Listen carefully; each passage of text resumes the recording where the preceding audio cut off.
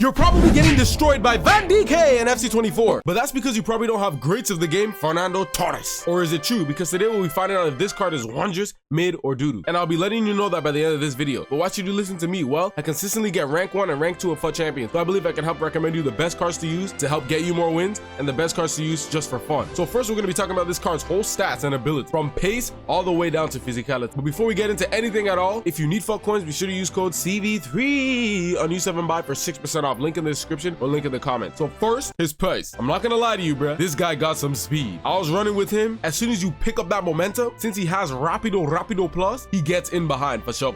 And he has some pretty good strength. So if a defender is kind of lacking a little bit and they're behind, he has the ability to fight his way through and basically be one-on-one with the keeper. You get me? So that's what I really liked about his pace. For a second, I thought he had the suit on of the Flash, but then I realized, no, it's just Torres. Now, what about his dribbling ability? Listen, bruh. He's a part of the class of what? A biggity. Oh, my lord. The biggities, they very much so annoy me sometimes because there's times you want to twist and turn and this guy is just stiff and the defense just tackles you and you can't move. So you have to change your play styles using these biggities, bruh. They can't really twist and turn. You have to use them in different ways. When he was dribbling, it felt like when I wanted to turn this way, the controller was saying error.